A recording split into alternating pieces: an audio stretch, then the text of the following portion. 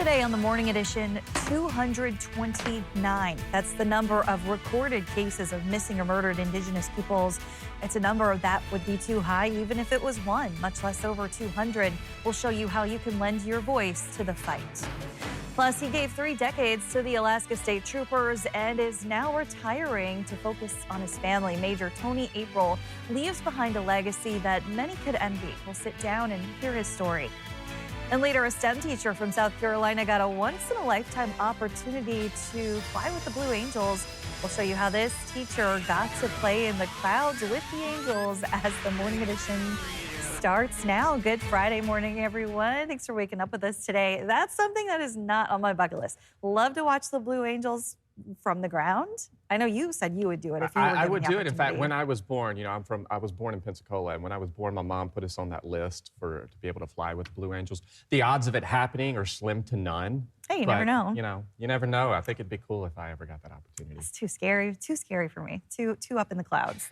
Speaking of those cloudy conditions, we are still holding on to those overcast skies. We got rain heading our way across South Central, some gusty conditions. We got an avalanche warning as you head across western parts of the Kenai. So a lot to talk about as we transition into May, and we are still holding on to that active weather. 35 degrees is where we're currently sitting at with winds out of the west at 6 miles per hour. And that's for Anchorage. Now, we are still seeing a good portion of South Central where winds have been favoring anywhere from about 20 to 50 miles per hour. And you can see rain has been with us across coastal areas. Out towards Kodiak, you are a bit drier, but you'll still see some rain sticking around throughout the day, and then lifting north through parts of Cook Inlet and then out towards the Susitna Valley. But notice, as you head across western parts of the Kenai north into Anchorage, as well as lower parts of the Matanuska Valley, this is where we continue to remain largely on the drier side. That is our southeasterly flow, our rain shadow that is keeping us significantly drier. And while those winds will stay with us for a good portion of the day, once we shut off those winds,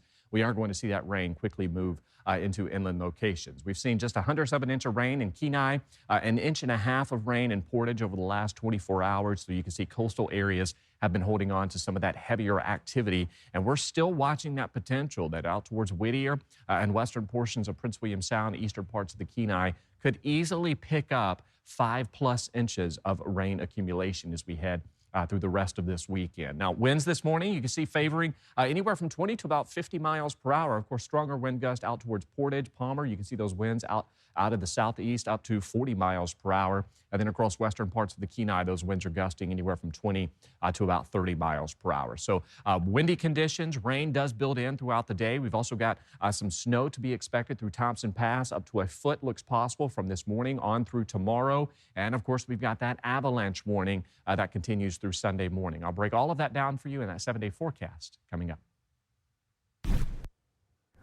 Well, we start the morning with an unfortunate and haunting number, 229. That's the recorded cases of missing or murdered Indigenous people.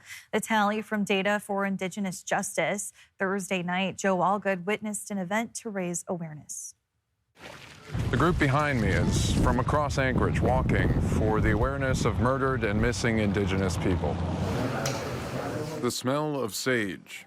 When we are together, we are strong. The beating of drums. And a cry for justice. If I don't fight for justice for my son or any missing, murdered Indigenous person, then who's going to fight for them? Shannon Nelson was one of the faces in Thursday's crowd, raising her voice for her son, Kenyon Baker, who was killed in October 2024. You don't see the grieving mother, you see the strong mother fighting for justice. To date, she is still awaiting answers. There are no new updates. I did have an update that the case was switched over to another detective. I wasn't notified. That makes me feel out of place and out of sync. I feel like for the respect to the family, they should be giving updates. And in the wake of Kelly Hunt's death, a 19-year-old who went missing in January, only for her body to be found less than 2 weeks ago. Raise your voice, because we need other people to get involved, because the louder we scream on the issue, then I feel like something's gonna get done. the cry still rings out.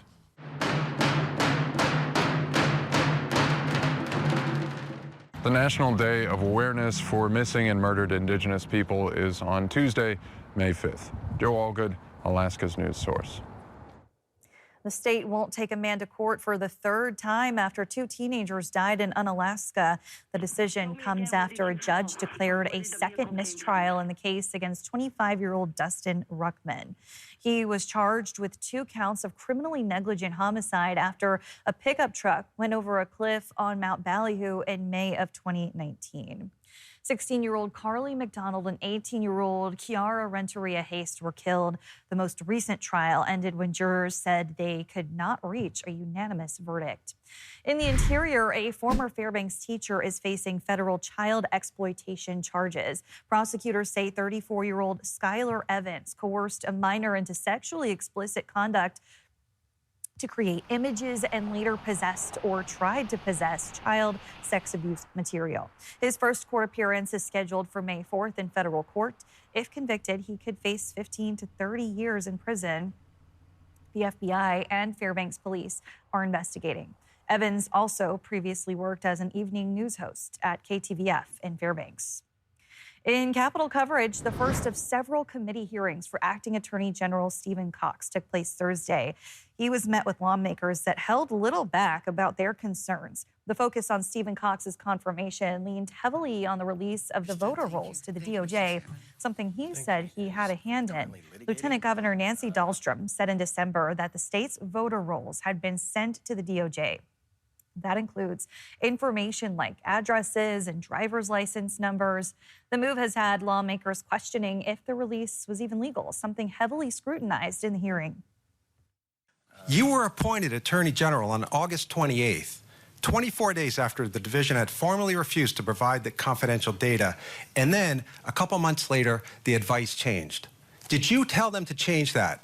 I did not say we should change our position. I did advise the Lieutenant Governor and the Division of Elections that we had been threatened with a lawsuit. But I do not believe that it was illegal to pass along that information. Cox has another hearing scheduled for today at 1:30 p.m. Ultimately, these hearings will lead to a vote on whether he'll keep his job or not. For more in his report, including his answer to whether he would defend a woman's right to an abortion, visit our website or mobile app. Another major event in Juneau on Thursday, Governor Mike Dunleavy vetoed a bill that would have overhauled Alaska's election system. The measure had bipartisan support and included items like ballot tracking, paid postage for absentee ballots, and steps to speed up election results. Dunleavy said he supports election safeguards, but cited legal concerns over the bill's effective date and signature verification. Lawmakers in the majority caucus say they're going to try to override the veto next week, and they think they have the votes to do that. Senator Dan Sullivan is backing a massive plan to modernize J-Bear. The Air Force calls it Fightertown recapitalization. The roughly $7 billion proposal would tear down and replace dozens of outdated buildings with new hangars, operation space, and support buildings for the next generation of fighter missions. Sullivan says the project could bring both national security benefits and a major economic boost to Anchorage. The comparison I like to make, when the F-35s came to Eielson, that was about $1.4 billion. When you go talk to people, and I certainly witnessed this, that was a jobs boom in Fairbanks, in North Pole, in the interior. I think this is going to be a very significant economic boom for Anchorage, and it's really exciting. If Congress approves the funding, Sullivan says the J-Bear project would roll out over several years with billions in new construction. After nearly 3 decades in uniform, Major Anthony Tony April is stepping away from the Alaska State Troopers. Ariane Aramburo sat down with him earlier this month to talk about how a kid from Miami became one of Alaska's most respected community servants. So, of course, this is the history of the different patches. In his home in Anchorage, Major Anthony Tony April can lay out nearly 3 decades of service on a single table. And rising to the rank, and then this is where, when I was commanding the troops, they did a Story on that. But to understand how he got here, you have to start far from Alaska. Originally from Miami, Florida. You know, I grew up in the project, what they would call the hood. One of 10 children, April says it would have been easy to go down the wrong path. In Miami, it was a crack cocaine.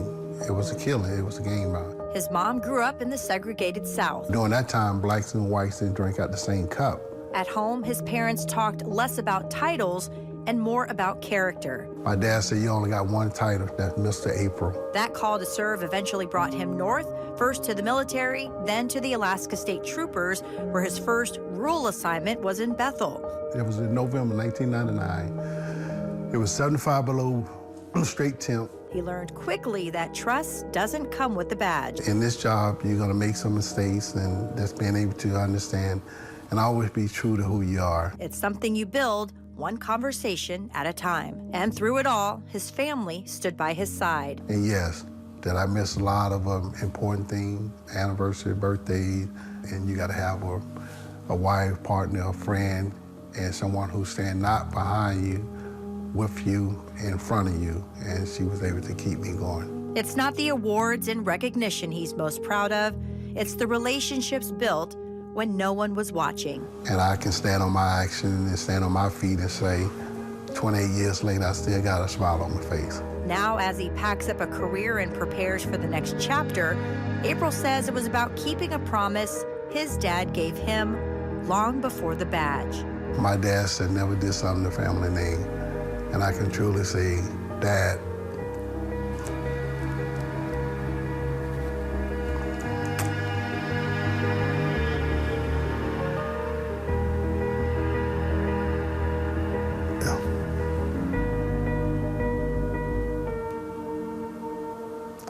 I never dishonor your family name. So that's it. Ariane Aramburo, Alaska's news source. Major Tony April officially retires from the Alaska State Troopers today. He's looking forward to spending time with his wife, Lisa, their two daughters, Toya and Ashley, and their grandchildren. Still ahead today on the Morning Edition, you may have seen a fire in the Mat-Su recently, but there was no cause for concern. In fact, just the opposite, as it was the final test for the newest batch of firefighters. We'll take you inside the training exercise next. And we've got that high avalanche warning across South Central. That continues through Sunday. Heavy rainfall building in as we head through the rest of this weekend. I'll have more on that. First at sunrise, 5:50 in Anchorage, 4:32 in Utqiagvik. Your full forecast is next. Welcome back in. 16 minutes past the hour on this Friday morning. You can see that cloud cover there, Aaron, but also there's some avalanche danger headed into the weekend. Yeah, from today on through Sunday morning, we have an avalanche warning for the western Chugach and the Kenai Mountains. We've got this incoming storm that's just going to overload the snow on the mountains. So that means that human and natural triggered avalanches will be very likely from this morning on through Sunday morning. So you want to make sure that you just stay away from avalanche terrain over the next couple of days. We're really going to be talking about some heavy activity expected for coastal areas where we could easily pick up 5+ inches of rain accumulation. So there's our area of low pressure that's situated out towards central to eastern parts of the Aleutians. We've got a scattered area of wintry mix building out towards southern parts of the Seward coastline, but primarily holding on to some rain through southwest Alaska as well as here in south central. And we are seeing, again, some of that heavy activity continuing to stay confined to coastal areas. You can see that southeasterly flow that we have that is building in across not only south central, but you can see out towards the Alaska Peninsula and then building into Bristol Bay. So that continues to reinforce those warmer conditions, or at least milder weather, which is keeping many areas largely holding on to some rain. Now, with that said, from this morning on through Saturday morning out towards Thompson Pass, we could see about 7 to 12 inches of snow accumulation, but largely expecting just rain across most areas of south central outside of Thompson Pass and some of those higher elevations. And you can really see that that heavier burst of rain is beginning to build into Prince William Sound, approaching Middleton Island this morning. There's that rain shadow as you head across western parts of the Kenai, Anchorage, and into lower parts of the valley. So we will hold on to these dry conditions within that rain shadow through at least early afternoon. And then as we head through the rest of the afternoon into the evening, we'll begin to see some rain gradually building back in across inland locations. So that heavy rain remains for coastal areas. And you can see as we head into the evening, there's that increase in rain for Anchorage and inland locations. And we'll still see that decent shot that we could pick up anywhere from a quarter to about half an inch, if not some locally heavier amounts as you head north into the valley. So through the rest of today,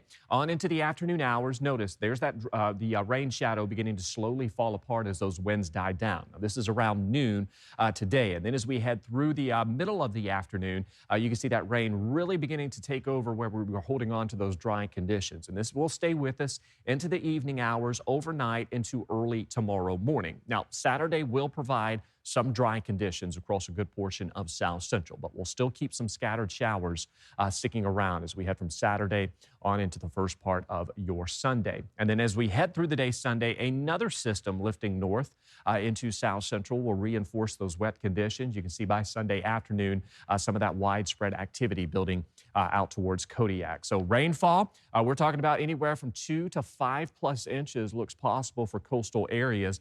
Inland locations, we'll see anywhere from a quarter to about half an inch with some locally heavier amounts. Most of that looks to occur primarily through the valley as we head into the weekend. So a very wet weather pattern staying with us. There is that drier spell that you can see into the weekend outside of some of that isolated to scattered activity that will stick around, and then that secondary system that arrives as we head from Sunday on into the first part of next week. Did you notice a fire in the Mat-Su recently? If you did, you were seeing the final test for Anchorage's newest class of firefighters. We did a little digging, and right now in Juneau, Ketchikan, Palmer, and of course Anchorage are all actively recruiting. Jace Bertrand shares the story of how months of training led 19 cadets to this moment.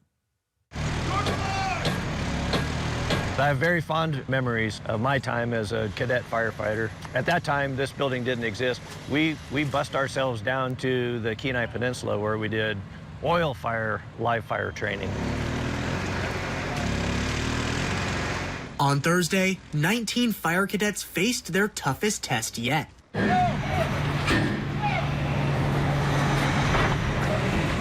Engaging with a live fire the same way they would while in the line of duty at the Central Mat-Su Fire Department's facility. This is the first time that they will have had the opportunity to exercise their skills in real flames and heat and smoke, and this is something they look greatly forward to, and it's an opportunity for them to put their skills to use.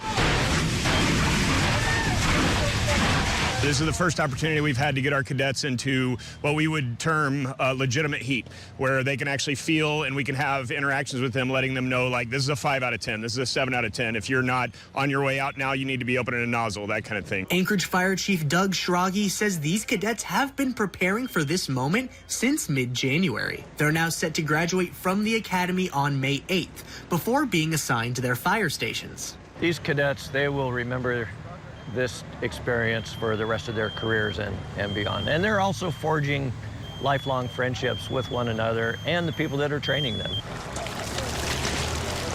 These new cadets are arriving at a crucial time, as nearly 100 firefighters are eligible to retire in the next 2 years, prompting heavy recruiting. If you want to sign up, Senior Captain Scott Pascal says you can visit a fire station to start chatting about it. You can also visit the Anchorage Municipality website. Jace Bertrand, Alaska's news source.